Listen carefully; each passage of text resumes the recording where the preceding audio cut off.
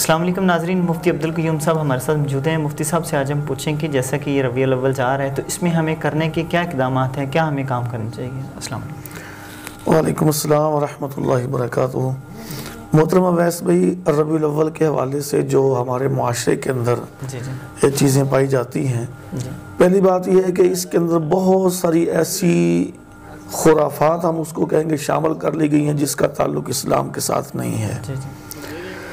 اور پھر بالخصوص اس مہینے کو باقی مہینوں پر فضیلت دینا یا اس پہ مقام دینا، یہ بھی ہمیں کہیں سے نہیں ملتا، ثبوت اس کا نہیں ہے۔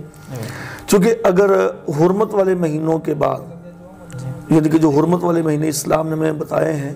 وہ رجب کا مہینہ ہے، ذیقعدہ کا مہینہ ہے، محرم کا مہینہ ہے، ذوالحج کا مہینہ ہے،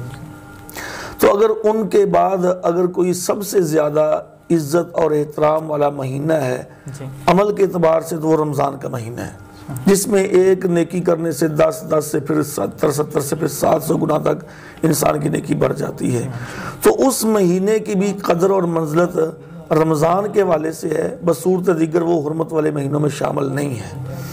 تو اسی طریقے سے ربیع الاول کا مہینہ، اس کو ہم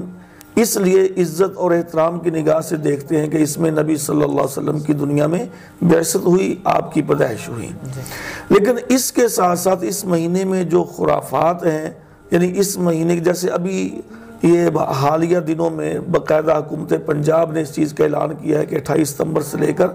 یعنی کہ یہ 9 اکتوبر تک جو نا یہ عشرہ جو نا ربیع الاول کا منایا جائے گا۔ اس میں محفلیں، اس میں دروس، اس میں پروگرام منعقد کرنا، ٹھیک ہے، ایک پروگرام محفلوں کا انعقاد ہونا چاہیے، اس میں سیرت رسول کو بیان کیا جائے،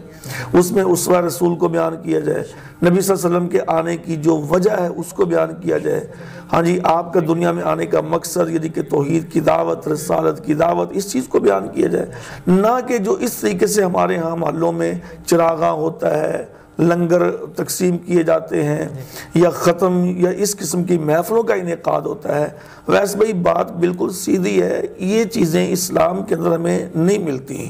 اور جو چیز ہمیں اسلام کے اندر نہیں ملتی اس کے بارے میں خود نبی صلی اللہ علیہ وسلم کا یہ فرمان ہے کہ کل محدثۃ بدعہ وکل بدعۃ ضلالہ،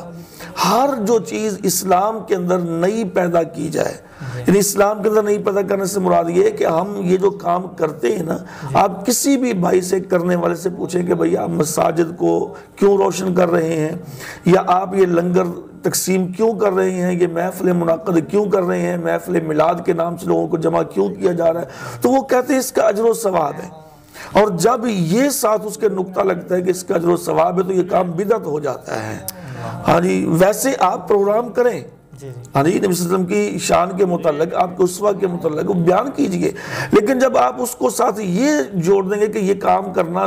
باعث ثواب ہے، باعث اجر ہے، تو یہ چیز بدعت ہو جائے گی۔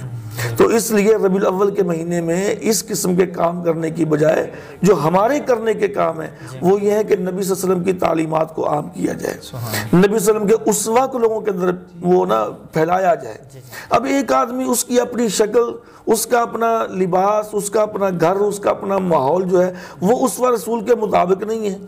ہاں جی، وہ نبی صلی اللہ علیہ وسلم کی تعلیم کے مطابق نہیں ہے، اور وہ دنیا کو چلا ہے تعلیم دینے کے میں نبی کا عرس منا رہا ہوں، یا نبی کی محفل، یا نبی کا میں وہ آپ کی میلاد منا رہا ہوں۔ اگر واقعی نبی سے محبت ہے تو پھر نبی کی تعلیمات پہ عمل کر کے دکھانا چاہیے۔ اب باتیں تو بہت ساری ہیں، لیکن بس میں یہی بات کہنا چاہتا ہوں بھائیوں کو کہ اگر نبی صلی اللہ علیہ وسلم سے محبت ہے تو پھر نبی کی تعلیمات پہ عمل کرنا چاہیے، اور یہی نبی کے ساتھ صحیح محبت کا تقاضا ہے، چونکہ نبی صلی اللہ علیہ وسلم کی یہ حدیث بھی ہے، لا یؤمن احدکم حتی اکون احب الیہ من والدہ وولدہ والناس اجمعین، اس وقت تک تم میں سے کوئی شخص مسلمان مومن نہیں ہو سکتا جب تک کہ وہ ساری دنیا، والدین، اولاد اور ہر چیز سے زیادہ محبت نبی صلی اللہ علیہ وسلم کے ساتھ نہیں کرے گا۔